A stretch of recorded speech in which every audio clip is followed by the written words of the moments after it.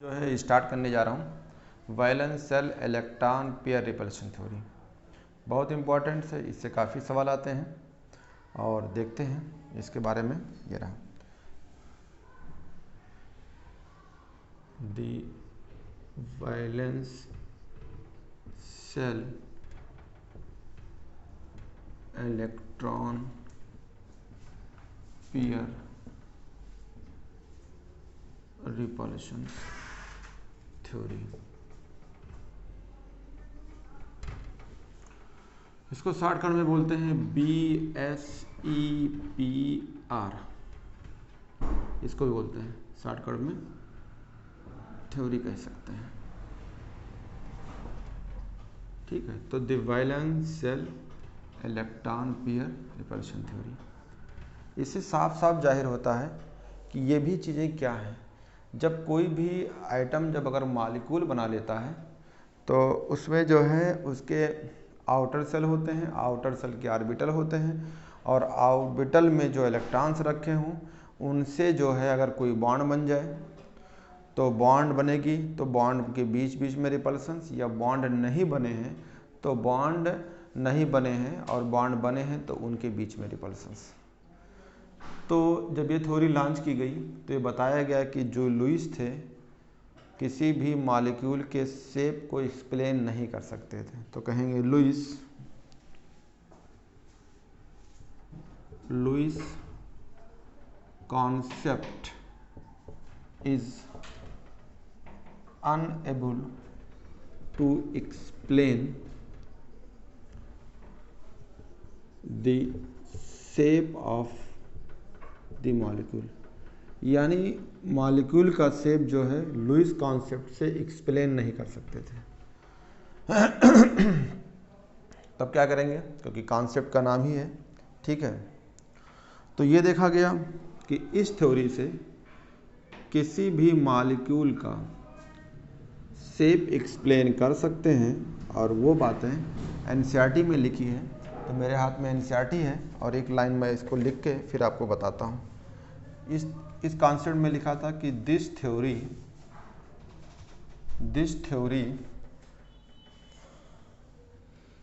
To explain, NCERT की line है, to explain the shapes of molecule, यानी molecule की शेप को एक्सप्लेन करते हैं इस थ्योरी से।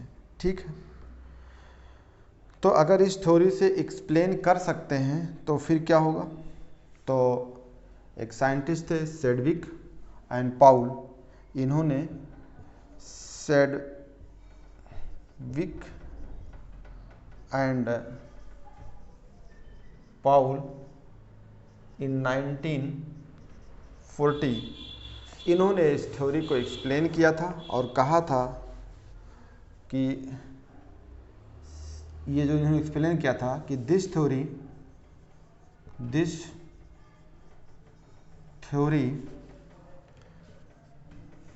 बेस्ड ऑन द रिपल्सिव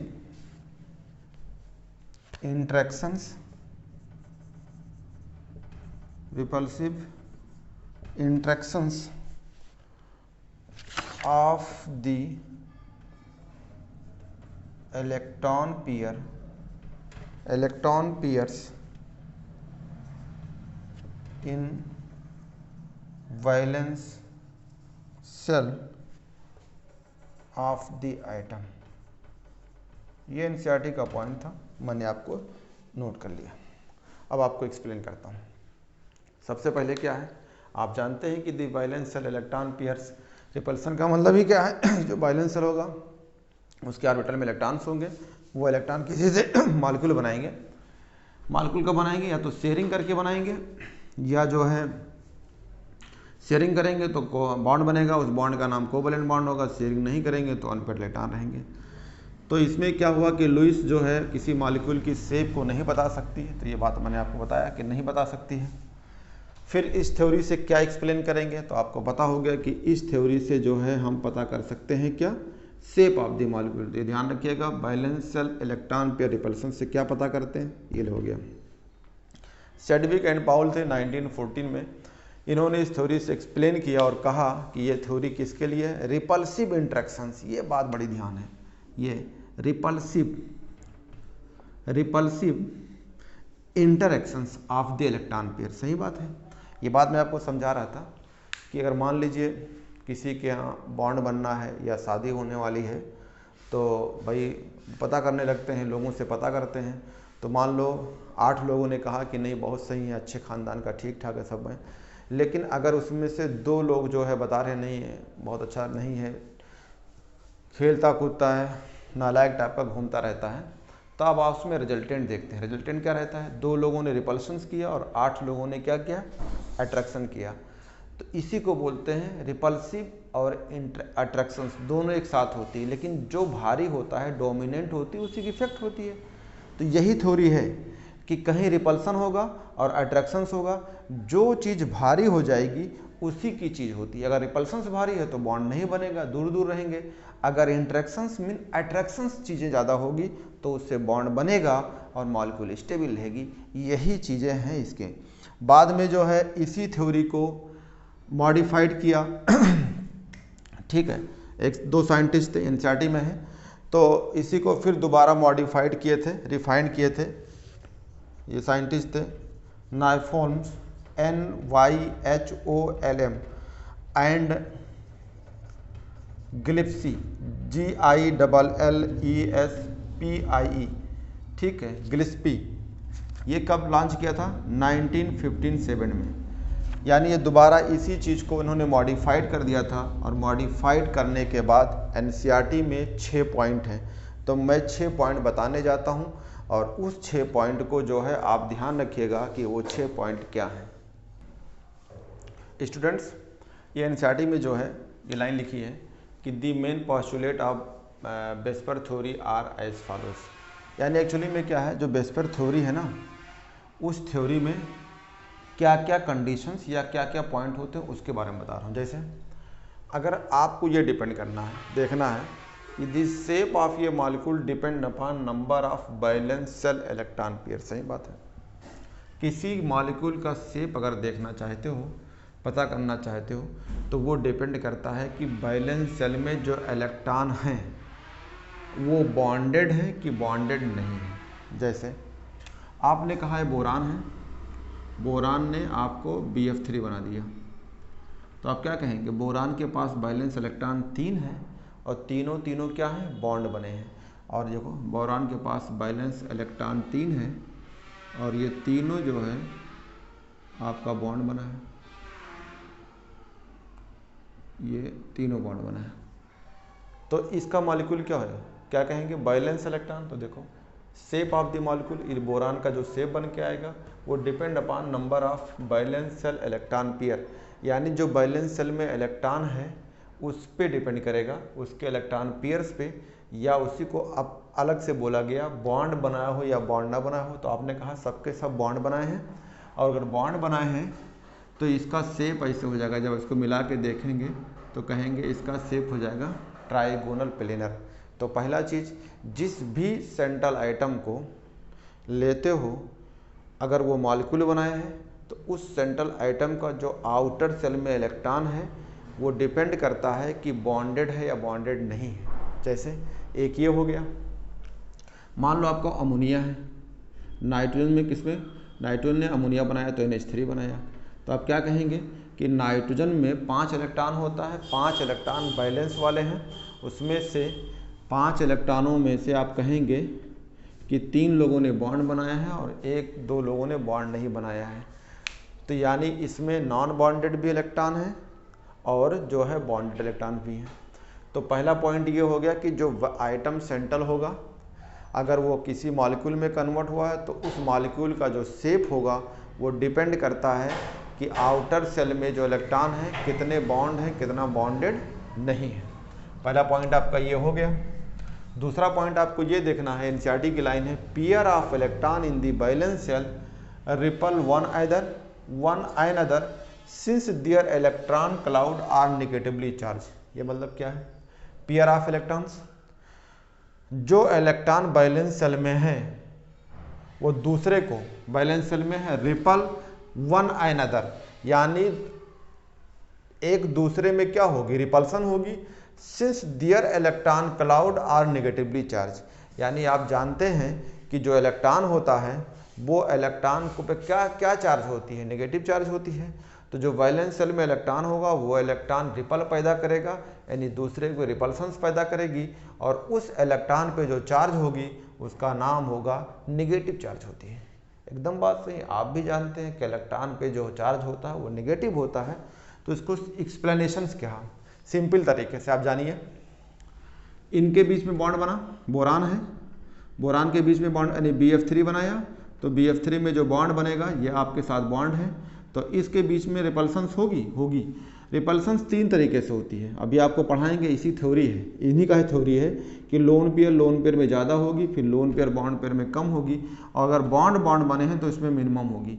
तो आपने बॉन्ड क्यों कहा कि जो आउटर सेल है बोरान के पास उसका जो इलेक्ट्रॉन है सब बॉन्डेड है। अगर यही चीज़ें अगर आप लेते हैं, नाइट्रोजन है, क्या बनाया है, अमोनिया, तो अमोनिया में क्या कहेंगे कि नाइट्रोजन जो है हाइड्रोजन से बॉन्ड बनाया है लेकिन एक लोन पेयर है, तो ये वाले में रिपल्सन मिनिमम है। और ये भी तो आउटर सेल के कितने इलेक्ट्रॉन थे, आउटर सेल में नाइट्रोजन के पास 5 इलेक्ट्रॉन थे, 5 इलेक्ट्रॉनों ने 3 बॉन्ड बना लिया, तो 3 बॉन्ड बना तो रिपल्सन इनके बीच में मिनिमम, लेकिन इनके और इनके बीच में रिपल्सन क्या होगी, मैक्सिमम। तो लिखा हुआ है pair of electron in the valence shell. अगर वैलेंस शेल में अगर इलेक्ट्रॉन पेयर है, ये बात कह रहा है, रिपल वन अनदर, यानी एक दूसरे को क्या करेंगे, रिपल्सन करेंगे। Their electron cloud are negatively charge, तो इस पे क्या होगा, इस पे कौन सा चार्ज होगा, नेगेटिवली चार्ज होगा। यही बात कह रहा था कि अगर कोई भी वैलेंस शेल का इलेक्ट्रॉन्स बॉन्ड नहीं बनाया है तो वो क्या बन जाएगा, लोन पेयर, और वो लोन पेयर क्या करेगा, दूसरे को रिपल्स करेगा, तो उस लोन पेयर पे कौन सा चार्ज आएगा, नेगेटिव चार्ज। ये दूसरा पॉइंट हो गया, तो आपका ये भी क्लियर हो गया। थर्ड पॉइंट क्या है, these pair of electron tend to occupy, जो इलेक्ट्रॉन पेयर है, इसकी बात करो, इलेक्ट्रॉन पेयर है, tend to occupy, occupy such position, इसको किसी पोजीशन पे रखना है इन स्पेस, यानी जो आपका ये नाइट्रोजन है इसके स्पेस में आप रख रहे हैं, कहाँ रखें, मिनिमम रिपल्सन्स, यानी ऐसे जगह पे रखो कि इस पे और इस पे रिपल्सन क्या काम करे, मिनिमम। तो ये लिखा है minimum repulsion and thus maximum distance between them. एकदम बात सही है भाई। जो आपका इलेक्ट्रॉन बचा है, जो बॉन्ड नहीं बना पाया है, वो लोन पेयर के फॉर्म में है, इलेक्ट्रॉन क्लाउड है, इलेक्ट्रॉन पेयर्स है, वो ऐसे पोजीशन पे रखो कि जो दूरी बना के रखो, जो बॉन्ड बनाए हैं उनसे इतने दूरी पे रखो कि ताकि जो है रिपल्सन्स मिनिमम हो जाए। तो रिपल्सन्स कब मिनिमम होगी, जब आप डिस्टेंस बढ़ा दो। एग्जाम्पल के तौर पे मान लीजिए तुमने एक कहानी सुनी होगी, अगर जैसे एक बहुत पहले गाना था कि मतलब चारों लड़कों की कर दो शादी, एक को कुंवारा रखना, गाना सुना होगा। तो एकदम गलत है। क्यों गलत है, देखिए अगर 4 को तुमने शादी कर दिया और एक को छोड़ कर दिया तो क्या करेगा, पूरे घर खराब करेगा, इस घर में कूदेगा, उस घर में जाएगा, यानी रिपल्सन्स काज करेगा। तो अगर उसको तुम छोड़ दोगे तो या तो फिर क्या करो, रिपल्सन काज करना है तो उसको ऐसा दूर भेज दो कि जो है जहाँ इनके और भाई लोग रहते हैं उनसे दूरी बना के रखो ताकि वो रिपल्सन्स कम करे, मिनिमम हो जाए। वही बात है तो मैं आपको यहाँ बोल रहा हूँ कि अगर ये नाइट्रोजन है, अगर ये 5 इलेक्ट्रॉन है, इन्होंने इस हाइड्रोजन से बॉन्ड बनाया और इससे हाइड्रोजन से बॉन्ड बना लिया, इस हाइड्रोजन से बॉन्ड बना लिया, ये बना लिया, तो इस लोन पेयर को इनसे इतनी दूरी बना के रखो कि ये रिपल्सन्स मिनिमम हो जाए, यानी इस पे जो पिरामिड स्ट्रक्चर बनेगी लेकिन मिनिमाइज रिपल्सन करके बने। तो ये बात सही है भाई कि लोन पेयर ऐसी जगह पे रखा जाए। तुमने देखा होगा एक फिल्म आई थी साउथ की, वो उसकी बहन की जो है अंगूठी कहीं गायब हो जाती है, तो वो पूरा जो है गांव में परेशान, पूरी मुर्गी पकड़ता है, दौड़ता रहता है और कुआं भी खाली करा देता है, कह रहा है कुएं में जो है सोना है, तो पूरी पानी वो कर देते हैं, बाद में छोटी सी अंगूठी होती मिलती है। तो जब वो कहीं शहर जाता है तो पूरा गांव देखा होगा ढोल तराशा के बाद जाते हैं ताकि रिपल्सन मिनिमम चला जाए, दोबारा ना आए, स्टेशन तक छोड़ने जाते हैं। क्यों, क्योंकि ये पक्का है कि अगर ये रहेगा तो फिर रिपल्सन पैदा करेगा, पूरे गाँव को डिस्टर्ब रखेगा। तो मिनिमाइज करने के लिए क्या करते हैं कि वो शहर छोड़ के जा रहा है तो खुशी खुशी जाए, उसको स्वागत करते हैं। तो यही चीज़ यहाँ लिखा था कि this pair of electron tend to occupy such position in space, minimise repulsions, minimum repulsion and thus maximum distance between them. सही बात है। जो कहानी किसकी है? वैलेंस शेल के ऑर्बिटल में जो इलेक्ट्रॉन है वो इलेक्ट्रॉन कितने लोग बॉन्ड बनाए हैं, कितने लोग बॉन्ड नहीं बनाए हैं, उनके बीच में रिपल्शंस, इसका नाम होता है valence shell electron pair repulsions. छोटी सी लाइन को मैं इतनी देर तक समझा रहा हूँ। ये एनसीईआरटी की 3 पॉइंट हो गई। एनसीईआरटी की 3 पॉइंट और है, उसको भी एक्सप्लेन करते हैं। ये इसका चौथा पॉइंट है कि the valence shell is taken as a sphere. सही बात है। जब आप लोग कुछ किसी को कॉन्फ़िगरेशंस करते हो, जैसे मान लीजिए ये बोरान है, किसी को ले लो, आप फ्लोरीन ले लो, जैसे F है, एटॉमिक नंबर 9 है, तो कहते हैं 1s2 2s2 2p5। तो इनको जब हम इलेक्ट्रॉन को रिप्रेजेंट करते हैं तो देखो ये न्यूक्लियस है, तो कहते हैं ये पहला सेल है, तो इसमें 1s2 होगा। ये दूसरा सेल है, तो इसमें 2s2 और 2p5 कहते हैं। तो ये कह रहा है कि the valence shell is taken as sphere. सही बात है। वैलेंस शेल को हम लोग क्या मान लेते हैं? कैसे दिख रहा है? स्फीयर। तो as a sphere with electron pair localising on the spherical surface. तो हमने इलेक्ट्रॉन कहाँ दिखा दिया? इसके सरफेस पे। सरफेस का मतलब इस सरफेस के ऑर्बिटल में दिखा दिया। At the maximum distance from one another. कहाँ पे रखा? अगर मैंने इसको यहाँ रखा तो ये इसको यहाँ रखा, यानी दूरी पे रखें ताकि रिपल्शंस मिनिमम रहे। ये बात आपके सामने है कि जब हम इलेक्ट्रॉन को रिप्रेजेंट करते हैं, लोकलाइज करते हैं, तो एज ए स्फीयर कहते हैं, और उस स्फीयर पे इलेक्ट्रॉनों की दूरी बना के रखते हैं। ये एनसीईआरटी का चौथा पॉइंट था। पांचवा ये, a multiple bond is treated as if it is a single electron pair. सही बात है। जैसे मान लो कोई मल्टीपल बॉन्ड है, कहीं मान लो कार्बन कार्बन के बीच में डबल बॉन्ड है, या कार्बन कार्बन के बीच ट्रिपल बॉन्ड है, तो कह रहा है multiple bond is treated as if it is a single electron pair and 2 or 3 electron pair of a multiple bonded are treated as single super pair. इसका मतलब ये है, कहीं डबल बॉन्ड हो या ट्रिपल बॉन्ड हो, तो उसमें एक बॉन्ड को कैलकुलेट करेंगे, वो भी कौन? सिर्फ सिग्मा बॉन्ड को। आप ऐसे समझा लीजिए कि अगर कहीं डबल बॉन्ड होगा तो इसमें एक सिग्मा एक पाई होगा, अगर कहीं ट्रिपल बॉन्ड है तो एक सिग्मा और 2 पाई होंगे। तो आप किसको कैलकुलेट करेंगे? सिंगल। तो सिंगल कौन रहेगा? सिग्मा बॉन्ड को। तो आप सिग्मा बॉन्ड को ही कैलकुलेट करेंगे, यानी सिंगल इलेक्ट्रॉन पेयर करेंगे। सिंगल इलेक्ट्रॉन पेयर का मतलब एक इलेक्ट्रॉन पेयर में एक बॉन्ड होती है। जैसे मान लो ये और ये इलेक्ट्रॉन पेयर है, तो जब आपस में जोड़ेंगे तो क्या कहलाएगा? बॉन्ड। तो सिंगल बॉन्ड हो या सिंगल इलेक्ट्रॉन पेयर हो, यह कह सकते हैं। ठीक है, वो हम ट्रीटेड करेंगे एज ए सिग्मा बॉन्ड्स। कह रहा where 2 or more resonating structure. आपको पढ़ाया था अभी रेजोनेंस, तो रेजोनेंस में जो है आपको रिजोनेटिंग स्ट्रक्चर्स पढ़ाए थे, और रिजोनेटिंग स्ट्रक्चर्स में आप देखते हैं कई सारे, जैसे मान लो ये बेंजीन है, तो इस बेंजीन के अंदर क्या होती है? रेजोनेंस होती है। क्योंकि कॉन्जुगेशन में है, double bond single bond double bond, double bond single bond, यानी ये पूरे बेंजीन में रेजोनेंस हो रही है। तो जब आपका इसका बॉन्ड का कॉन्जुगेशंस होगा तो जहाँ डबल बॉन्ड है वहाँ क्या आ जाएगा? Single bond. तो डबल बॉन्ड यहाँ आ गया, तो ये जो है यहाँ हो जाएगा, यहाँ हो गया। तो एक रिजोनेटिंग स्ट्रक्चर फर्स्ट ये है और एक रिजोनेटिंग स्ट्रक्चर ये है, इन दोनों से मिला के आप रिजोनेंस हाइब्रिड बनाए थे। ठीक है, तो ये बात लिखा है कि when 2 or more resonating structure या रेजोनेंस स्ट्रक्चर, बेंजीन में 2 है, कार्बोनेट में 3 होगा, ओजोन में 2 होगा, तो ये आपके चीज़ें हैं, यानी 2 या 2 से ज़्यादा होंगे। कह रहा है कैन रिप्रेजेंट ए मॉलिक्यूल, किसी भी मॉलिक्यूल में हम कर सकते हैं। जैसे आप ओजोन बनाया था तो ओजोन में दिखाया था 2 बने थे, कार्बोनेट बनाया था आयन CO3-2, तो ध्यान देना अगर O3 में है तो इसमें 2 रेजोनेटिंग स्ट्रक्चर होते हैं, अगर कार्बोनेट आयन थे तो इसमें 3 रेजोनेटिंग स्ट्रक्चर थे। तो ये बात कह रहा है कि 2 या 2 से ज़्यादा रेजोनेटिंग स्ट्रक्चर होते हैं तो आप रिप्रेजेंट कर सकते हैं। और कह रहा है the VSEPR model applicable to any such structure, जो स्ट्रक्चर बनाए हैं उसमें बेस्पर थ्योरी को आप लगा सकते हैं। बहुत इंपॉर्टेंट चीज़ है। क्यों लगा सकते हैं?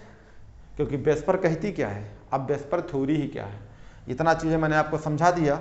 अब आपको बताते हैं कि valence shell electron pair repulsions क्या, अपनी भाषा में समझ लो। कोई भी आइटम होगा, अगर वो मॉलिक्यूल में कन्वर्ट होगा तो मॉलिक्यूल बनाए कौन बनाता है? आपको बताया था कि वैलेंस शेल के जो इलेक्ट्रॉन्स होते हैं वो मॉलिक्यूल बनाते हैं, ये सबको पता है। अगर वो वैलेंस शेल इलेक्ट्रॉन मॉलिक्यूल बनाता है तो वो वैलेंस शेल के जो इलेक्ट्रॉन्स होंगे वो बॉन्ड भी बनाएंगे, हो सकता है पूरे इलेक्ट्रॉन बॉन्ड बना लें, जैसे बोरान है तो BF3 यानी पूरा बना लिया, जैसे अमोनिया है तो उसमें 3 बनाया 2 इलेक्ट्रॉन नहीं बनाया। तो क्या करेंगे, अगर कंप्लीट बॉन्ड बना लिया तो भी अच्छी बात है, अगर बॉन्ड नहीं बनाए कुछ लोन पेयर रहेंगे तो लोन पेयर को ऐसे जगह पे रखिए कि जो बना हुआ बॉन्ड है उनके बीच में रिपल्सन मिनिमम हो जाए। ये रहा। अगर कोई बॉन्ड बन जाता है, अगर उसमें डबल बॉन्ड या ट्रिपल बॉन्ड है तो डबल बॉन्ड वाले को या ट्रिपल बॉन्ड को सिंगल यानी सिग्मा बॉन्ड बना के आप देखेंगे।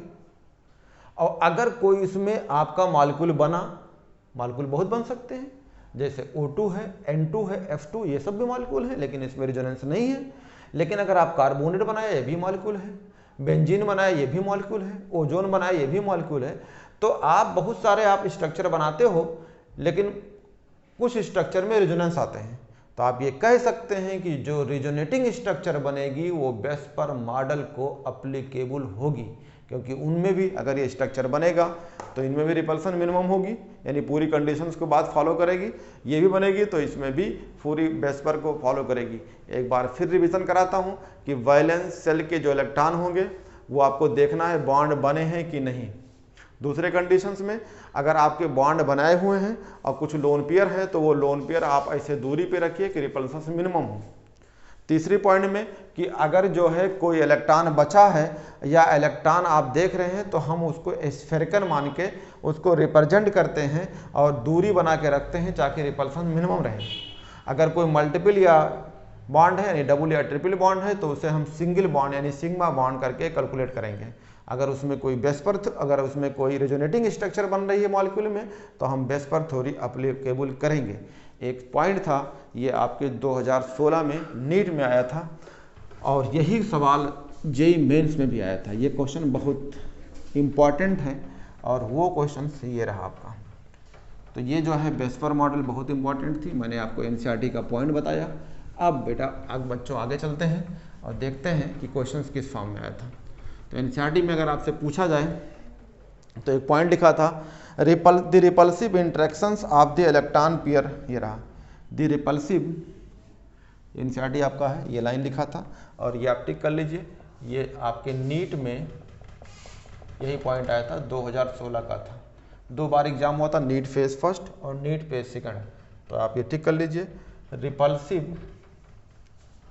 Repulsive interaction, the repulsive interaction of electron pairs decrease in the order, ये था। क्या लिखा होता है इसमें आप देखिए, तो ऐसे लिखा होता है लोन पेयर, एनसीईआरटी में देखेंगे लाइन मिलेगा लोन पेयर, तो इसको कहते हैं एलपी, और फिर लिखा होता है लोन पेयर, तो इसे बोलते हैं एलपी। यानी सबसे ज़्यादा रिपल्सन्स किसके अंदर होगी, लोन पेयर के अंदर होगी।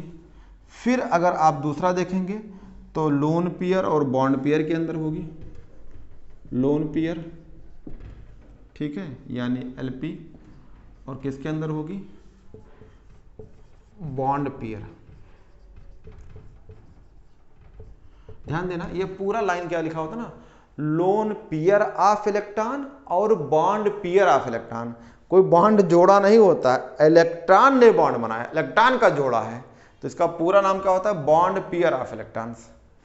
फिर उसके बाद क्या होता है लास्ट में, बॉन्ड पेयर और बॉन्ड पेयर के बीच में, ये रहा। तो इसका नाम क्या होगा, bond pair of electron, bond pair of electron. इसको शॉर्टकट लिख सकते हो कैसे, लोन पेयर के बीच में, तो कहेंगे लोन पेयर ऑफ इलेक्ट्रॉन, ऐसे लिख सकते हो। ये कहेंगे lone pair bond pair of electrons, या फिर सबसे लास्ट में होता है बॉन्ड पेयर ऑफ इलेक्ट्रॉन या बॉन्ड पेयर ऑफ इलेक्ट्रॉन। ये ऐसे लिख के आया था इस तरह के। नीट में, इसको पूरी लाइन बोला था, इस तरह कह सकते हैं। तो नाम क्या था? Repulsive interaction. बहुत इंपॉर्टेंट ये पॉइंट, रिपल्सिव इंटरेक्शंस। इसका मतलब क्या होगा? रिपल्सन के साथ साथ क्या होगा? अट्रैक्शंस होगी। तो सबसे ज़्यादा रिपल्सन किसके बीच में होती है? लोन पेयर के अंदर। ये जैसे एग्जाम्पल के तौर पे देखो, अब आगे स्टार्ट हो गया, क्योंकि अब मालिक्यूल पढ़ोगे तो मान लो एक अमोनिया है और एक वाटर है। क्योंकि आपको पता होगा किसी मालिक्यूल का शेप बताना है तो कौन सी थ्योरी लगाओगे? Valence shell electron pair repulsion theory. ये दिमाग में बैठा लो, मालिक्यूल सिर्फ ये बताती है। और देखते हैं जो 5 पॉइंट था वो 5 जो आपके 6 पॉइंट थे, 6 पॉइंट कैसे फॉलो करेंगे? पहला पॉइंट क्या करेंगे? नाइट्रोजन आइटम है, नाइट्रोजन आइटम क्या देखेंगे? इसका बैलेंस इलेक्ट्रॉन। इसके पास कितने बैलेंस इलेक्ट्रॉन? 5, ये देख लिया। अब ये देखेंगे इसमें से कितने लोगों ने बॉन्ड बनाया है, बॉन्ड नहीं बनाया है। तो ये रहा, इसमें से 3 हाइड्रोजन ने आप बॉन्ड बना लिया नाइट्रोजन के इलेक्ट्रॉन से, ये रहा। तो क्या कहेंगे? 3 बॉन्डेड होंगे और 1 लोन पेयर, यानी 2 इलेक्ट्रॉन नॉन बॉन्डेड है। पहला पॉइंट हो गया। अब क्या करेंगे? इस लोन पेयर कहाँ रखें? इस बॉन्ड से इस बॉन्ड से या इस बॉन्ड से इस लोन पेयर को ऐसे दूरी पे रखो कि रिपल्सन मिनिमम हो जाए। रिपल्सन मिनिमम हो जाएगी तो रिपल्सन मिनिमम हो जाएगी। अगर इस लोन पेयर को हम कहीं रिप्रेजेंट करते हैं तो स्फीयर बनाते हैं, उस स्फीयर पे रखते हैं और उस स्फीयर पे जो दूसरा वाला इलेक्ट्रॉन है या बॉन्ड बनाया है उससे दूरी बना के रखते हैं। ये रहा, रख दिया आपने यहाँ बना के। ये क्या करेगा? इसको देखा हुआ था, एकदम साफ साफ दिख रहा था। अगर हम इसको अरेंजमेंट कहते हैं तो इसका अरेंजमेंट कहलाता है टेट्राहेड्रल। इस टेट्राहेड्रल के अरेंजमेंट को हम ज्योमेट्री भी कहते हैं। लेकिन हुआ क्या? ये लोन पेयर ने इस बॉन्ड पे इफेक्ट डाल दिया, और इफेक्ट डाल दिया तो ये नाइट्रोजन जो है, इससे जो हाइड्रोजन लगे थे वो हाइड्रोजन ऐसे लग जाएंगे, ऐसे। अगर ये ऐसे लग जाते हैं तो इसका स्ट्रक्चर जो है पिरामिड की तरह दिखेगी। कैसे दिखेगी? पिरामिड की तरह दिखने लगती है। ठीक है, तो हम कहते हैं कि ये पिरामिडल स्ट्रक्चर हो जाता है। क्या हो जाता है? पिरामिड तरह दिखेगी, तो इसको हम पिरामिडल बोलने लगते हैं। तो कहेंगे अमोनिया का शेप क्या होगा? तो शेप हो जाएगी पिरामिडल।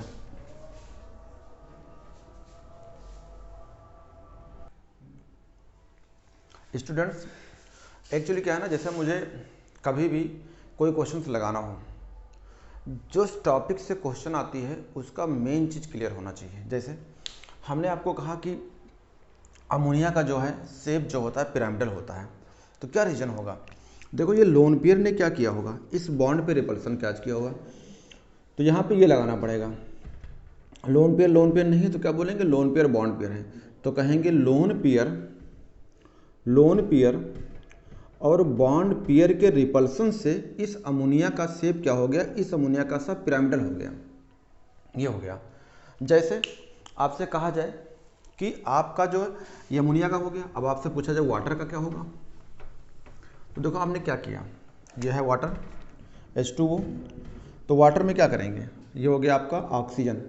ऑक्सीजन के पास इलेक्ट्रॉन हो गया बैलेंस इलेक्ट्रॉन 6। तो आपको पता है कि बैलेंस इलेक्ट्रॉन रिपल्शन थ्योरी जो पढ़ेंगे आप, वो जो होती है बैलेंस सेल में इलेक्ट्रॉन हैं वो बॉन्डेड हैं कि नहीं है, कितने बॉन्डेड हैं कितने बॉन्डेड नहीं है। तो आपने कहा कि ये एक इलेक्ट्रॉन ये हाइड्रोजन से बॉन्ड हो गया, ये इलेक्ट्रॉन ये हाइड्रोजन से बॉन्ड हो गया। इसका जो स्ट्रक्चर है ये क्या देखेंगे कि यहाँ पे 2 लोन पेयर भी बैठे हैं, ये बॉन्ड नहीं बनाए हैं, तो ये ऐसे होना चाहिए। अगर हम बैठाते हैं, इसका अरेंजमेंट देखा जाए तो ये कहेंगे कि भैया ये भी 4 लोग हैं, 2 बॉन्ड बनाए हैं 2 बॉन्ड नहीं बनाए, तो इसका अरेंजमेंट टेट्राहेड्रल होगा। लेकिन इस लोन पेयर ने इनको इन बॉन्ड को झुका देगा, तो इसका स्ट्रक्चर ऐसे हो जाता है। वाटर का स्ट्रक्चर ये हो जाता है। ये वाटर का स्ट्रक्चर क्या बोलेंगे? वी शेप या बेंट शेप हो गया। ये बेंट हो जाएगा, इसे एंगुलर बोलेंगे, एंगुलर हो गया, इसे एंगुलर बोलेंगे, शेप हो जाएगा, या वी शेप हो जाएगा। ठीक है, वी शेप हो जाएगा। क्या रीजन था? यहाँ पे इनका कहानी होगी कि ये शेप इसलिए हुए हैं क्योंकि इनमें ये लगेगा, क्या लगेगा? लोन पेयर यानी ये लोन पेयर रिपल्सन की वजह से ये बॉन्ड झुकी है, तो आप कहेंगे लोन पेयर के रिपल्सन से ये बॉन्ड झुक गई है, इसका नाम हो जाता है बी शेप या बेंड शेप। बहुत इंपॉर्टेंट है। तो आपको एनसीईआरटी में चलते हैं, और एनसीईआरटी में जो है पूरी इसकी डायग्राम बनी है, और यहाँ से इस बार नीट 2021 में भी सवाल आया था। आगे चलते हैं अब इसके अलग अलग स्ट्रक्चर्स पे। तो क्या कहेंगे, इनको दो हिस्सों में डिवाइड कर सकते हैं। क्या डिवाइड करेंगे, एक हिस्से में ये कहेंगे कि मॉलिक्यूल जो है लोन पेयर नहीं रखे हैं, क्या बोलेंगे, मॉलिक्यूल हैव नो, ऐसे कहेंगे molecule have no lone pair of electrons. एक दूसरा ऐसे स्ट्रक्चर होंगे जिसमें मॉलिक्यूल क्या कहेगा, have lone pair of electrons. तो आओ इसको दो हिस्सों में डिवाइड करते हैं। तुम्हारी एनसीईआरटी है, एनसीईआरटी के पेज नंबर 113 पे ये बात लिखी है, ठीक है। तो कह रहा for the prediction of geometrical shape of the molecule with the help of balance cell electron repulsion theory. किसी मॉलिक्यूल का ज्योमेट्रिकल शेप पता करते हैं तो उस मॉलिक्यूल को जो है आप balance cell electron repulsion theory से मॉलिक्यूल करेंगे। तो दो कैटेगरी में डिवाइड कर दो, ऐसा लिखो बीचों बीच में मॉलिक्यूल्स, और अब मॉलिक्यूल कैसा होगा, दो हिस्सों में डिवाइड कर दीजिए। क्या दो हिस्सों में, एक मॉलिक्यूल ऐसे होगा जिसके पास लोन पेयर नहीं होगा, एनसीईआरटी का लाइन है, तो कहेंगे molecule in which central atoms, in which the central atom has no lone pair of electron, has no lone pair of electron। एक मॉलिक्यूल ऐसे होंगे जो सेंट्रल आइटम में ये लोन पेयर नहीं होंगे।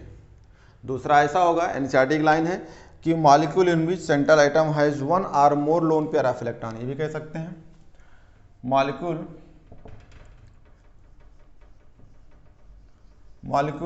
इन विच द सेंट्रल आइटम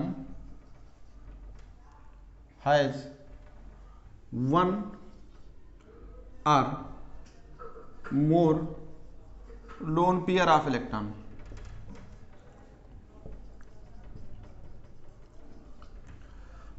ऐसे होंगे, सही बात है। बहुत सारे ऐसे मॉलिक्यूल हैं जिनके सेंटर में कोई लोन पेयर नहीं, जैसे मीथेन, जैसे PCl5। ऐसे अगर एग्जाम्पल देखा जाए क्या हो सकते हैं, तो इसका एग्जाम्पल क्या हो गया, CH4, यानी मीथेन के पास कोई लोन पेयर नहीं है, सबके सब बॉन्ड बनाए हैं। आप कहेंगे PCl5, कहेंगे मॉलिक्यूल बॉन्ड बनाए हैं, ठीक है। ये रहा SF6, ऐसे सब मॉलिक्यूल कह सकते हैं। ये रहा BF3, ऐसे मॉलिक्यूल कहेंगे कि इनमें कोई लोन पेयर नहीं है। बहुत सारे मॉलिक्यूल हैं, क्या हैं, लोन पेयर रखते हैं। जैसे इसमें और भी लिख सकते हैं BeCl2, इसमें आप ओजोन ले लो, इसमें आप अमोनिया ले लो, इसमें आप H2O ले लो, ये साफ साफ लोन पेयर दिखेंगे, ठीक है। इसमें आप SO3 ले लो, ठीक है, SO2 ले लो, दो बॉन्ड बन जाएगा लोन में, SO2 ले लो, ये रहा। बहुत सारे एग्जाम्पल हैं, आगे आपको मिलेंगे, ठीक है। ClF3 ले लो, BrF5 ले लो, ठीक है, XeF4 ले लो, ये सब के सब लोन पे रखेंगे। अभी डायग्राम बनाएंगे एनसीईआरटी में अभी आपको। तो एनसीईआरटी को, अब आप एनसीईआरटी पे आइए। एनसीईआरटी के पेज नंबर पे दो चार्ट बने हैं। एनसीईआरटी का पेज नंबर है 114 और 115 पे चार्ट बने हैं, उस चार्ट को एक्सप्लेन करते हैं, ठीक है। तो आओ इस एनसीईआरटी के हम चार्ट को एक्सप्लेन करते हैं कि सेंटर आइटम लोन पेयर नहीं रखेगा। तो ये वाला पहले एक्सप्लेन करेंगे, फिर आपको वो एक्सप्लेन करेंगे कि सेंटर आइटम जो है लोन पेयर रखता है। आगे इसी एनसीईआरटी में अगर आप देखेंगे तो कुछ पॉइंट और हुआ है, जैसे इन्होंने ऐसे सॉकेट टाइप बनाया होगा, ये गोल गोल है, फिर इसको दिखाया होगा ऐसे करके, ये ऐसे बनाया होगा, तो इसमें कन्फ्यूजन ना होइएगा। ये सब कुछ एग्जाम में नहीं आता है। जैसे मान लो कह देगा ये वाले कौन है, ये A हो गया, ये B हो गया, ये B हो गया, तो क्या बोलेंगे AB 2 टाइप्स, ऐसे मॉलिक्यूल हो सकते हैं। मान लो कोई सेंटर है, तो मान लो इसको आपको दिखा देगा ये ब्लू कलर का है और ये दोनों रेड कलर का दिखा दिया। ऐसे स्ट्रक्चर दिखाएगा एनसीईआरटी में कि मान लो ये आपके ब्लू कलर के हैं, इनसे ऐसे बना देगा, ये रेड कलर के ऐसे दिखा देगा रेड कलर का, ऐसे दिखा देगा रेड कलर का। तो कहेंगे ये कौन से, ये सेंटर हो गया ए, तो ये क्या जगह AB3 टाइप के, ध्यान रखिएगा। तो कोई टेंशन वाली बात नहीं है, ये गोल वाला हो गया ए और ये ओ जो दिखाए हैं ये आपको हो गया 3B, ये आपके हैं ए, ये गोल कलर के दिखाए हैं 2 हो गया B। तो ऐसे आपको मिलेगा। एनसीईआरटी में डायग्राम बना होगा, जैसे मान लो CCl4 को बनाना है, ये किसका एग्जाम्पल हो जाएगा, ये हो जाएगा। ये एग्जाम्पल ले लीजिए, ए हो गया BE, तो इनसे 2 Cl लगे होंगे, ये कह सकते हैं। ये किसका एग्जाम्पल होगा, तो कहेंगे ये बोरान है, तो ये बोरान हो गया, इनसे 3 जो है F लगे होंगे तो BF3 हो जाएगा। ऐसे आप दिखा सकते हैं, मान लो इन्हीं में से आगे दिखाएंगे तो ये गोल गोल है, ऐसे मान लो ये है, और इसमें से ऐसे लगे हूँ, ऐसे लगे हूँ और ऐसे लगे हूँ और एक ऊपर लगा हो ऐसे करके, तो ये ब्लू कलर का है, बाकी रेड कलर के हैं। तो ये क्या हो जाएगा, ये है सेंटर ए, तो इसमें कितने लोग लगे हैं, 4 लगे हैं, मान लो एक जैसे B, तो क्या बोलेंगे AB4 टाइप के। AB4 टाइप का एग्जाम्पल क्या हो जाएगा, CH4। क्यों CH4 हो जाएगा इसका एग्जाम्पल, CH4 क्योंकि इसलिए हो जाएगा कि ये हो गया सेंटर कार्बन, मान लो ये ब्लू कलर का है और 4 हाइड्रोजन जो होंगे ये आपके रेड कलर के हो जाएंगे। ऐसे PCl5 का हो जाएगा। तो आओ एनसीईआरटी के चार्ट पढ़ते हैं, बहुत ही इंपॉर्टेंट है और एक एक क्वेश्चंस कराते हैं, और इस साल 2000 नीट 21 में ये सवाल आया था। फिर दिखाता हूँ आपको क्वेश्चंस।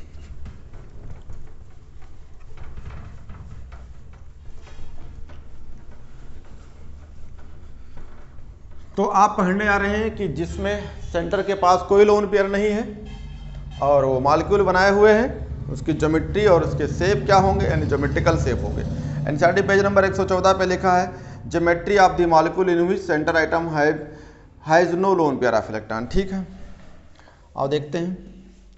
तो पहला चीज, जैसे मान लो हमने आपसे कहा कि कोई AB2 टाइप का है, ये रहा, कौन से टाइप का है, AB2 टाइप का है।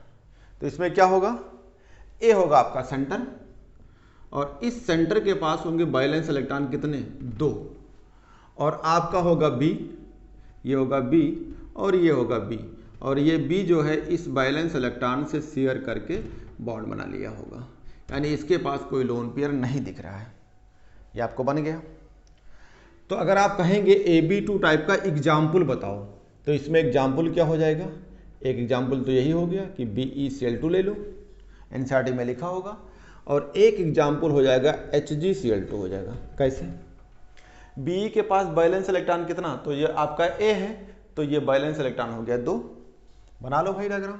ये हो गया A का मतलब Be, इसके पास वैलेंस इलेक्ट्रॉन 2, और ये क्लोरीन है और क्लोरीन का वैलेंस इलेक्ट्रॉन 7 होता है, लेकिन हमें आउटर आइटम से कोई मतलब नहीं, तो ये इससे शेयर किया और ये इससे बॉन्ड बना लिया, आपका हो गया।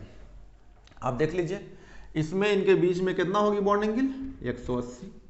तो यहाँ भी क्या कहेंगे कि BeCl2 का बॉन्ड एंगल कितना होगा, तो कहेंगे 180 होगी। इन पे कोई लोन पेयर नहीं है, तो इनके बीच में क्या होगा, सिर्फ बॉन्ड बने हैं, तो इस बॉन्ड का भी रिपल्सन होता है। तो सबसे लास्ट में क्या आया था, bond pair of electron, bond pair of electron. तो कहेंगे इनमें जो रिपल्सन्स होगी bond pair of electron, bond pair of electron की होगी, इसलिए बॉन्ड ऐसे ही बना रहेगा और इसका शेप जो होगा वो लीनियर होगा, लीनियर होगा। आपका एक टाइप खत्म हो गया, कौन सा टाइप, AB2 टाइप्स। आते हैं दूसरा, अब आप कहेंगे AB3 टाइप का कोई एग्जाम्पल बता दो, तो आपके एनसीईआरटी में 2 एग्जाम्पल था। आपके एनसीईआरटी में एक एग्जाम्पल है BF3, ये रहा, ये भी एग्जाम्पल है आपके एनसीईआरटी में। देखते हैं क्या है, आपका ये होगा A, इस A के पास जो इलेक्ट्रॉन होगा वो कितने इलेक्ट्रॉन होंगे, इस A के पास वैलेंस इलेक्ट्रॉन 3 होंगे। ये वैलेंस इलेक्ट्रॉन 3 जो है बोरान के इलेक्ट्रॉन से शेयरिंग करके बॉन्ड बना लेंगे, सॉरी B, बोरान नहीं कहते, B कहेंगे। ये A है, तो ये ए का मतलब ये बी हो गया, और ये जो बी है इसका मतलब एफ हो जाएगा। अभी दिखाते हैं। तो ये बी से बॉन्ड बना लिया। इनके ए के पास एक भी लोन पेयर नहीं है, तो यहाँ बोरान बनाएंगे तो उनके पास भी लोन पेयर नहीं, और इनको आपस में जोड़ेगो तो इनकी ज्योमेट्रिकल शेप बनेगी। दो वर्ड होता है, एक होता है ज्योमेट्री और एक होता है शेप। जब मॉलिक्यूल को अरेंजमेंट करते हैं कोई लोन पेयर नहीं होती है तो उसको ज्योमेट्रिकल शेप कहेंगे, या कहेंगे वही ज्योमेट्री है वही शेप है। तो लीनियर इसका शेप रहेगा, लीनियर इसकी ज्योमेट्री रहेगी, क्योंकि लोन पेयर है ही नहीं, रिपल्सन सबसे मिनिमम हो जाएगी। Bond pair of electron, bond pair of electron का रिपल्सन होगा। अगर इनकी बॉन्ड एंगल देखेंगे तो इनकी बॉन्ड एंगल ये हो जाएगी। अगर ये बॉन्ड एंगल है तो कितना बॉन्ड एंगल है, 120 है। तो इनके अंदर तीन, एक बॉन्ड एंगल 120 है, एक ये 120, एक 120, यानी तीन एंगल 120 के हो जाएंगे। तो 3 बॉन्ड एंगल होगी, और बॉन्ड एंगल एक जो होगी 120 का होगा, तो दूसरा भी 120, यानी तीन एंगल 120 के होंगे। तो इसमें तीन एंगल होती है 120 का। इनके जो शेप होंगे, अब आप देखना चाहते हैं तो एग्जाम्पल ले लो बोरान की, सेम चीज़ें। ये बोरान है, बोरान के पास वैलेंस इलेक्ट्रॉन 3 है, और ये आपका F है, F के पास वैलेंस इलेक्ट्रॉन 7 होता है। ये वैलेंस इलेक्ट्रॉन एक एक इलेक्ट्रॉन से शेयरिंग करेंगे। ये रहा, ये इससे शेयरिंग किया, ये इससे किया, ये इससे किया। ये इस बोरान के पास कोई इलेक्ट्रॉन नहीं बचा, यानी कैसे हैं, no lone pair of electron, कोई लोन पेयर नहीं है। ये आपस में जुड़ेगा, ये ऐसे जुड़ जाएगा। इस बोरान के बीच में बॉन्ड एंगल होगी 120, तो यहाँ भी 120, यहाँ भी 120, ये बॉन्ड एंगल हो जाएगी। इसका शेप क्या हो जाएगा, ज्योमेट्रिकल शेप बोलो या शेप बोलो या ज्योमेट्री बोलो तब भी वही रहेगा। तो शेप क्या हो जाएगा इसका, ट्राइगोनल प्लेनर। क्या कहलाएंगे, एनसीईआरटी में आप जाएंगे तो ट्राइगोनल प्लेनर मिलेगा। फिर बोलता हूं, इसको ज्योमेट्रिकल शेप भी कह सकते हैं, इसको शेप कहेंगे ट्राइगोनल प्लेनर, इसकी ज्योमेट्री भी ट्राइगोनल प्लेनर होगी। क्यों, क्योंकि ये जैसे बैठाए थे वैसे बने हैं। क्यों, क्योंकि इनके बीच में जो रिपल्सन्स है बहुत कम है। कौन सा है, लोन पेयर, सॉरी, इनके बीच में जो रिपल्सन है वो है बॉन्ड पेयर ऑफ इलेक्ट्रॉन, और बॉन्ड पेयर ऑफ इलेक्ट्रॉन होता है। इस रिपल्सन के वजह से मिनिमम रिपल्सन, क्योंकि ये अगर देखा जाए सबसे ज़्यादा रिपल्सन कहाँ होती है, तो लोन पेयर के अंदर, फिर लोन पेयर बॉन्ड पेयर के अंदर। सबसे कम रिपल्सन होती है बॉन्ड पेयर के अंदर रिपल्सन। एग्जाम्पल हो गया। अगला होगा AB4 टाइप्स। अगर AB4 टाइप अगर आप कहते हैं तो इसका एग्जाम्पल क्या होगा, तो इसका एग्जाम्पल होगा मीथेन। मीथेन में क्यों, क्योंकि मीथेन के पास इलेक्ट्रॉन है 4, इसके पास बैलेंस, इसको ले लो चाहे इसको ले लो। इसका सेंटर होगा A, तो ये है A, यहाँ दिखा दो, ये है A।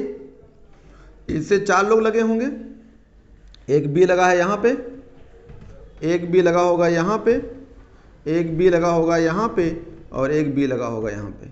ये इनसे बॉन्ड बनाया, ये इनसे बॉन्ड बनाया, से बॉन्ड बनाया, ये इनसे बॉन्ड। इनको अगर आप जोड़ोगे तो ये I से जुड़ जाएंगे।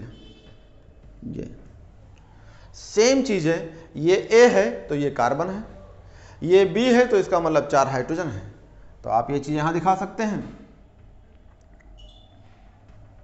इनसे लगा होगा हाइड्रोजन्स, इनसे लगे होंगे हाइड्रोजन्स, और इनसे लगे होंगे हाइड्रोजन, इनसे लगे हाइड्रोजन। अगर इन्हें जोड़ते हैं तो इन सबको एक साथ जोड़ दो, इनको एक साथ आपने जोड़ दिया तो ये जुड़ गया। क्या कहलाएगी, चारों एक साथ का मतलब टेट्रा, तो चारों जोड़ दो हेड से तो क्या हो जाएंगे, टेट्राहेड्रल। तो इनकी ज्योमेट्रिकल शेप या शेप बोलिए, या इनकी ज्योमेट्री बोलिए, इनको ज्योमेट्रिकल शेप भी कह सकते हैं। अगर ज्योमेट्रिकल शेप देखते हैं तो कहते हैं टेट्राहेड्रल होती है, टेट्राहेड्रल होती है। और इनकी बॉन्ड एंगल देखेंगे तो इनके बीच में बॉन्ड एंगल देखेंगे तो 109 डिग्री 5 मिनट होती है, यानी ये हो जाएगी 109.5, ये हो जाती है। टेट्राहेड्रल क्यों हुआ, क्योंकि ये लोन पेयर है ही नहीं, सबके सब बॉन्ड हैं, तो इसका नाम क्या हो जाएगा, lone pair bond pair repulsions, sorry इनके अंदर होगी खाली बॉन्ड बॉन्ड वाले हैं, लोन पेयर है ही नहीं, तो क्या कहेंगे bond pair repulsions, bond pair repulsions, यानी बॉन्ड पेयर यानी सबके सब बॉन्ड बनाए हैं तो इनके बीच में रिपल्शंस बॉन्ड वाला सबसे मिनिमम होगी। ये आपके 4 हो गए। अगला चलते हैं AB 5 टाइप्स वाले।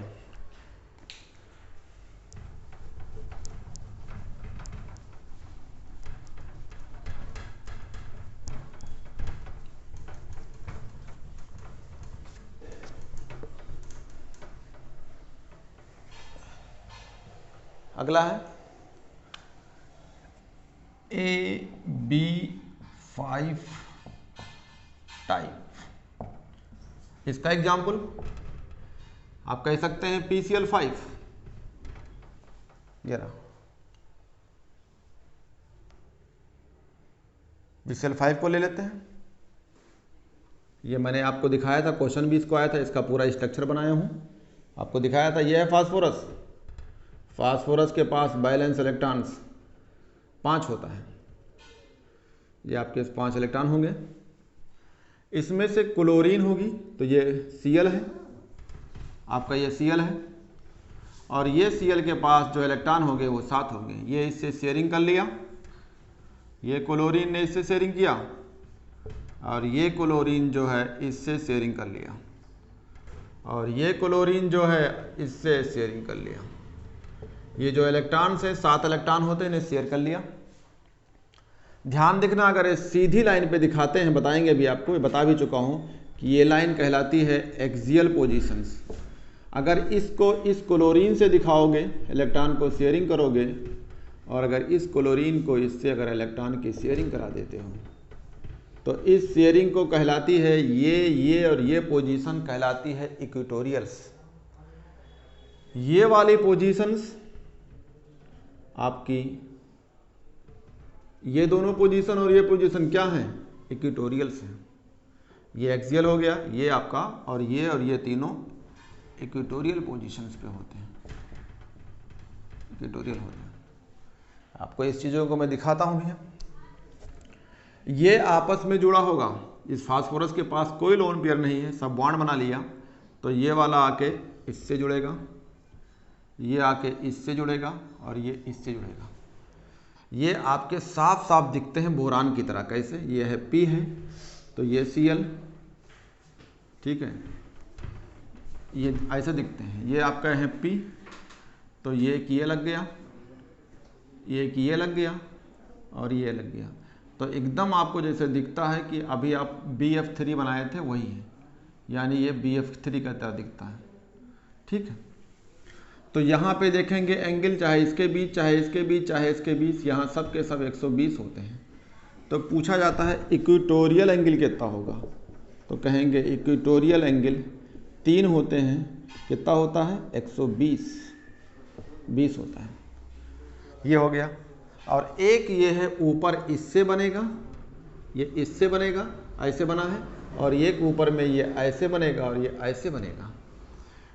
तो ये 2 होते हैं एक्सियल, कल पढ़ाया था आपको, एक्सियल होते हैं। तो एक्सियल में 2 हैं, एक PCl 1 है तो एक और होगा, यानी 2 PCl होते हैं। ये एक दूसरे के 90 डिग्री होते हैं। और अगर ये पूरा PCl जोड़ देते हो तो ये 180 एंगल बना लेते हैं। तो 2 एंगल तो 90 डिग्री होंगे, लेकिन एक एंगल जो होती है 80 की होती है। आप देख लीजिए, एकदम साफ साफ दिखता है। अगर नहीं दिखता है तो एक बार मैं आपको और दिखाता हूँ। ये मेरा हाथ है, ये मेरे हाथ जो है, इस हाथ को मान लीजिए P है, और ये P ने 3 लोगों से बॉन्ड बनाया तो मिल गया। इनको जोड़ो, आपने ऐसे जोड़ा, ऐसे बनाया और ऐसे बनाया, तो इनके बीच एंगल कितना हो गई 120। आप इनको जो है काम करिए, इसी स्ट्रक्चर्स में हमने एक ऊपर ले लिया और मैं एक आपको ये नीचे ले रहा हूँ। अभी देखना, एक बार फिर ट्राई कर लो, गलत नहीं होना चाहिए। मेरा हाथ जो है, मेरा हाथ है जो आपका, ये P है, ये P से 3 बॉन्ड लगे तो ये P हो गया, इससे 1 है, इससे ये 3 हो गया। तीनों को मैंने ऐसे जोड़ दिया, ऐसे ऐसे ऐसे जोड़ दिया, क्या कहलाएगा? ये हो जाएगा इक्वेटोरियल एंगल। कितना होगा? 120 के 3 एंगल। अब इस P वाले का ये CL है तो हमने ये लगा दिया P से CL, ये देखना। तो अगर ऐसे जोड़ोगे तो ये इनसे लगा है पिरामिड की तरह, तो एक पिरामिड ये, और मान लो एक P से एक CL नीचे लगा है तो इनसे एक पिरामिड ये, तो एक पिरामिड ऊपर और एक पिरामिड नीचे, तो इसका नाम हो जाता है ट्राइगोनल बाइपिरामिडल। ये रहा। तो इनके जो शेप कहिए या ज्योमेट्रिकल शेप कहिए वो आपके सामने है। क्या हो जाएंगे? 3 तो ट्राइगोनल है तो कहेंगे ट्राइएंगुलर या ट्राइगोनल। क्या नाम हो जाएगा? बाइपिरामिडल। इनका शेप हो जाता है। इनमें एंगल ये हो गई। फास्फोरस के पास कोई भी लोन पेयर नहीं है। अगला देखते हैं, ये है AB6 टाइप। AB6 टाइप, इसका मतलब एक सेंटर होगा, उससे 6 लोग लगे होंगे। एग्जाम्पल के तौर पे SF6 है। अगर ये आपका SF6 है तो आप स्ट्रक्चर बना सकते हैं। कैसे बनाएंगे? क्योंकि सल्फर के पास इलेक्ट्रॉन होना चाहिए। सल्फर के पास कितना इलेक्ट्रॉन है, या इसके पास कितना इलेक्ट्रॉन है? A। तो आपको देख सकते हैं, अगर A मानेंगे तो ये आपका A है। इसके पास इलेक्ट्रॉन होना चाहिए 6, ये इलेक्ट्रॉन दिखा दिया 6, और इनसे B लगा देंगे। आपके कितने B होंगे? आपके पास 6B होगा, तो आप 6B लगाएंगे। अगर आप B लगाएंगे, अगर इनके पास इलेक्ट्रॉन होगा तो ये इलेक्ट्रॉन आपस में शेयरिंग करके ये बॉन्ड बनाएंगे। ये जो हम ज्योमेट्री पढ़ते हैं या शेप पढ़ते हैं, ये सब के सब कोवैलेंट बॉन्ड के अंदर पढ़ते हैं। तो आप कोवैलेंट बॉन्ड पढ़ें। ये हो गया। इनके पास कोई लोन पेयर नहीं है, तो इसको सही तरीके से बनाएं। अगर जब ये 6 लोग हो जाएं तो आप ऐसे स्क्वायर बनाए करो, ऐसे स्क्वायर। ये आपका स्क्वायर हो गया। इसमें सल्फर है, सल्फर के पास इलेक्ट्रॉन कितने हैं? तो सल्फर के पास इलेक्ट्रॉन आपके पास 6 हैं। ये यहाँ पे आप F दे दीजिए, इस कोने पे भी F दे दीजिए, इस कोने पे भी F और F के एक इलेक्ट्रॉन ले लीजिए। इलेक्ट्रॉन होते हैं 7, एक इलेक्ट्रॉन ले लीजिए और एक इससे जोड़ दीजिए, एक इलेक्ट्रॉन इससे जोड़ दीजिए और इससे जोड़ दीजिए और ये इससे जोड़ दीजिए। आपने इस इलेक्ट्रॉन को जोड़ दिया। जो एक इलेक्ट्रॉन बचा वो एक ऊपर जोड़ दिया F से और एक नीचे जोड़ दिया F से। ये कितने लोग हैं? 6 लोग। सबके अंदर क्या है? बॉन्ड। कोई रिपल्सन से है? कौन सा वाला? सबसे मिनिमम वाला। क्या नाम हो जाएगा? सबके बीच में बॉन्ड है तो कहेंगे बॉन्ड पेयर, और बॉन्ड पेयर रिपल्सन है इनके अंदर। ये मिनिमम रिपल्सन होती है, जैसे तैसे बने होते हैं, तो इनका ज्योमेट्रिकल शेप या शेप कहेंगे तो कहेंगे ऑक्टाहेड्रल होती है। क्या हो जाती है? ऑक्टा मीन्स 8 नहीं, ऑक्टा मीन्स 6 लोग जुड़े हुए हैं तो इसका नाम हो जाएगा ऑक्टाहेड्रल्स। यानी 6 लोग जुड़े हैं तो ऑक्टाहेड्रल कहलाती है। और देखते हैं बॉन्ड एंगल्स। अगर ये सीधे सीधे आपने जोड़ा तो 180, ये सीधे 180, ये सीधे 180, तो 6 लोगों ने सल्फर से 90 डिग्री पे जुड़े होते हैं तो कहेंगे SF। कितने लोग हैं? 6 लोग हैं। कितने एंगल होगी? 6 90 एंगल होगी, 90 डिग्री होगी। लेकिन अगर आपसे कहा जाए कि FSF ये कितने होंगे? 3 होंगे, तो बॉन्ड एंगल 180 की 3 होगी। ये सब एक दूसरे के परपेंडिकुलर हैं, लेकिन अगर परपेंडिकुलर हैं तो 90 डिग्री पे होते हैं। अगर ये सीधे लाइन खींचा, ये सीधे लाइन, ये सब के सब मिला दोगे तो 180 का 3 एंगल हो जाएगी। ये अभी जो डायग्राम था ये टोटल का टोटल आपका था, क्या था? लोन पेयर सेंटर के पास नहीं है। अब अगला आपके पास चलेंगे जो सेंटर के पास लोन पेयर रखता है।